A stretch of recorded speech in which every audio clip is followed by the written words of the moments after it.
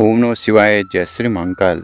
देखिए, शनिवार का विशेष दिन आ गया ही और ये दिन समर्पित होता ही शनि देव को और हनुमान जी को।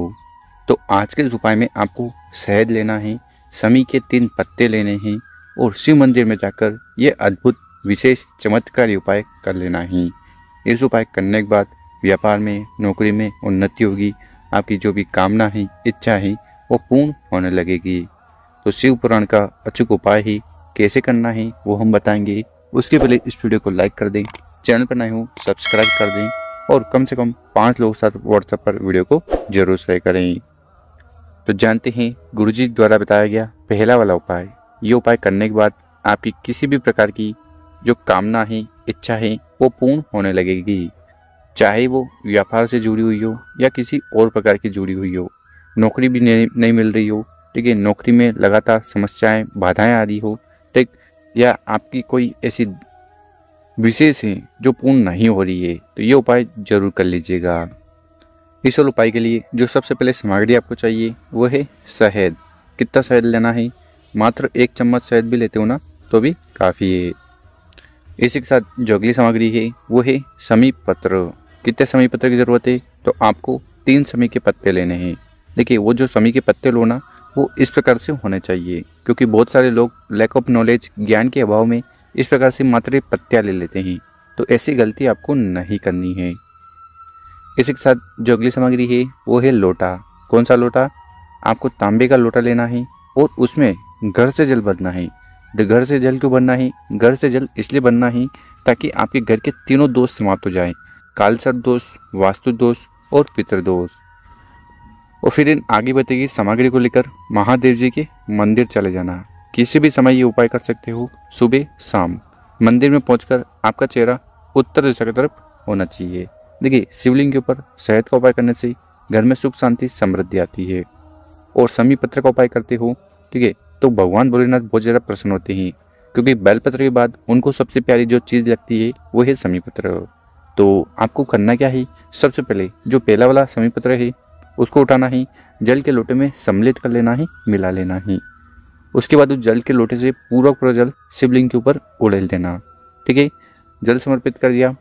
उसके बाद जो दूसरा शमी पत्र है उसको उठाना है, उसको आपको समर्पित करना है यहाँ कॉर्नर पर। कहाँ पर?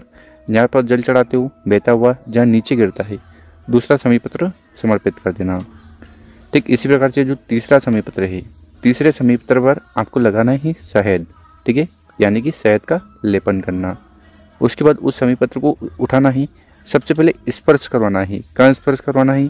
ये जो गणेश जी का स्थान है ना, यहाँ स्पर्श करवाना। उसके बाद उस शमी पत्र को उठाना है, उसको आपको स्पर्श करवाना है माता के हस्त कमल पर, कटी वाले भाग पर, ठीक है, और आखिरी में उस शमी पत्र को शिवलिंग के ऊपर समर्पित कर देना।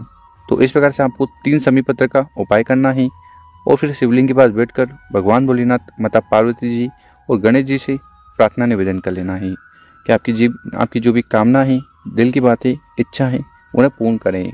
चाहे वो धन को लेकर हो, व्यापार को लेकर हो, नौकरी को लेकर हो या किसी और प्रकार से हो।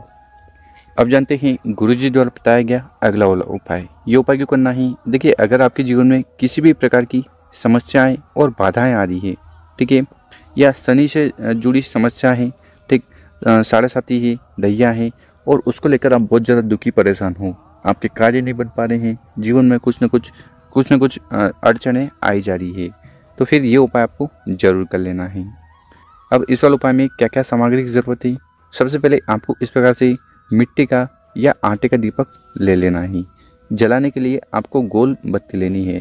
या स्क्रीन पर देखिए, इस प्रकार से गोल बत्ती लेना, ठीक है। और आटे का दीपक बनाओ तो उस आटे के दीपक में आपको कंगूरा नहीं बनाना है। कंगूरा मतलब इस प्रकार से दीपक होता है, उसमें ये बत्ती रखने का जो स्थान होता है, ठीक है, वो आपको नहीं बनाना है। दीपक ले लेना और जलाने के लिए आपको ले लेना है सरसों का तेल। कौन सा तेल? सरसों का तेल। देखिए, शनिवार का दिन है, सरसों के तेल का उपाय करोगे तो शनिदेव भी प्रसन्न होंगे और हनुमान जी भी प्रसन्न होंगे। तो आपको क्या करना है? सरसों का तेल ले लेना है इस दीपक में। और फिर इन सामग्री को लेकर आपको चले जाना है पीपल के पेड़ के नीचे, ठीक है। अपनी इच्छा अनुसार जा सकते हो। प्रदोष काल शाम के समय जाओगे तो ज़्यादा लाभ देखने को मिलेगा, ठीक। वहाँ पर चले जाना, दीपक उठाना है, वहीं रखकर प्रज्वलित कर देना। ओम शनिश्चराय नमः, ओम शनिश्चराय नमः मंत्रों का स्मरण करते हुए दीपक जला दिया। दीपक की दिशा उत्तर दिशा होगी और वहाँ पर बैठकर शनिदेव जी से प्रार्थना कर लेना है कि आपके जीवन में जो भी आपके जीवन में जो भी किसी भी प्रकार की समस्या आ रही हो, ठीक है, वो उन्हें समाप्त करें। साथ ही साथ इस उपाय करने के बाद पिपलेश्वर महादेव जी की असीम कृपा आप पर भी होगी। तो गुरु जी ने बहुत ही अचूक और विशेष उपाय बताया है, दूसरा वाला उपाय जरूर कर लेना। अब जानते हैं गुरु जी द्वारा बताया गया तीसरा उपाय। इस उपाय करने के बाद आपके कार्य बनने लगेंगे। साथ ही साथ अगर किसी भी प्रकार की ऐसी कोई कामना है पूर्ण नहीं हो रही है, पूर्ण होगी और बाधाएं भी समाप्त होने लगेगी। तो इस वाले उपाय के लिए जो सबसे पहले सामग्री चाहिए वो है चावल के दाने। कितने दाने? मात्र एक दाना लेना है और वो अखंड होना चाहिए, यानी कि कहीं से खंडित टूटा फूटा ना हो। इसी के साथ जो अगली सामग्री है वो है बेलपत्र। कितने बेलपत्र की जरूरत है? मात्र आपको एक बेलपत्र लेना है और वो भी कहीं से टूटा फूटा ना हो, क्योंकि शिवलिंग के ऊपर कभी भी खंडित चीज़ समर्पित नहीं की जाती। अगर आपको बेलपत्र ना मिले तो शिव मंदिर जाइएगा, शिवलिंग पर चढ़ो हुआ बेलपत्र उठाइएगा, शुद्ध जल से धोइएगा और उपाय में उपयोग कर लीजिएगा। इसी के साथ जो अगली सामग्री है वो है फूल। कौन सा फूल? स्क्रीन पर देखिए, इस प्रकार से आपको सफ़ेद फूल लेना है। कितने? मात्र एक। इसी के साथ जो अगली सामग्री है वो है तांबे का लोटा।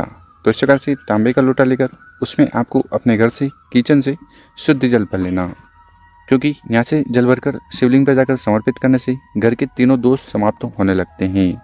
साथ ही साथ बहुत सारे लोग गलती करते हैं कि वो जल को शिव मंदिर जाकर भरते हैं, मतलब कि शिव मंदिर चले जाते हैं और वहाँ पर पानी का जो भी स्रोत है वहाँ से जल लेते हैं।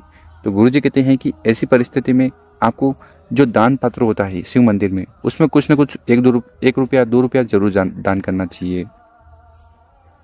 तो इस प्रकार से इन सामग्री को इकट्ठा कर महादेव जी के मंदिर चले जाना। किसी भी समय इस उपाय को कर सकते हो और मंदिर में पहुंचकर विशेषकर अवधूतेश्वर महादेव जी वाला ये उपाय करना ही। देखिए, शिवलिंग के ऊपर बेलपत्र का उपाय करने से हर प्रकार की जो कामना ही, इच्छा ही, दिल की बातें पूर्ण होने लगती है। साथ ही साथ ये जो बेलपत्र है ना, ये माता के प्रेम महोत्सव से बने हुए हैं, तो इसका उपाय करने से भगवान भोलेनाथ प्रसन्न भी हो जाते हैं। इसी प्रकार से चावल का उपाय करने से आर्थिक स्थिति सुधरती है और अटके हुए कार्य बनते हैं। और भगवान भोलेनाथ को सफ़ेद फूल भी बहुत प्रिय है। हाँ, केतकी का जो फूल है वो आपको समर्पित नहीं करना है। तो इस वाले उपाय में करना क्या है, जितनी भी सामग्री हमने बताई है, सबसे पहले उस चावल के दाने को जल के लोटे में डाल देना, सफ़ेद फूल को जल के लोटे में डाल देना और उस बेलपत्र को भी जल के लोटे में सम्मिलित कर लेना है। ठीक, उसके बाद उस जल के लोटे को उठाना है और पूरा जल शिवलिंग के ऊपर समर्पित कर देना, पंचाक्षर षडाक्षर मंत्रों का स्मरण करते हुए। तो इस प्रकार से आपको विशेष उपाय करना है और फिर शिवलिंग के पास बैठकर भगवान भोलेनाथ अवधूतेश्वर महादेव जी से आपके जो भी कार्य अटके जा रहे हैं वो पूर्ण हो जाए और जीवन में आ रही किसी भी विघ्न, परेशानी, समस्या है वो समाप्त हो जाए और कार्य बनने लगे। तो गुरु जी द्वारा बताया गया बहुत ही अचूक उपाय है। इस वाले उपाय में इस वीडियो में हमने आपको 3 उपाय बताए हैं। जो उपाय आपको सर्वश्रेष्ठ लगे कोई एक जरूर करिएगा। और मेरे प्यारे दोस्तों, वीडियो अच्छी लगी हो 5 लोगों के साथ व्हाट्सएप पर वीडियो शेयर करें। ओम नमः शिवाय।